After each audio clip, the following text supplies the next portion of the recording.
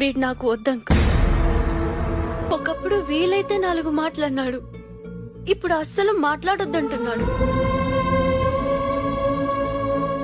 ఒకప్పుడు సరదాగా మాట్లాడడానికి ఫోన్ చేసేవాడు, ఇప్పుడు తిట్టడానికే ఫోన్ చేస్తున్నాడు. ఒకప్పుడు నాలో ఏం నచ్చిందన్నాడో, ఇప్పుడు అదే నచ్చట్లేదంటున్నాడు. అయినా సిద్ధు నన్ను తిట్టాడని వెళ్ళట్లేదు అంకుల్. ఇంతకు ముందు కూడా సిద్ధు నన్ను తిట్టేవాడు, అందులో ప్రేమ కనిపించేది. ఇప్పుడు అది లేదు.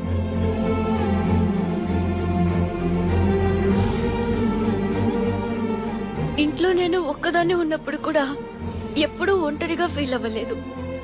కానీ ఇక్కడ నా చుట్టూ ఇంతమంది ఉన్నా ఒంటరిగా ఫీల్ అవుతున్నాను.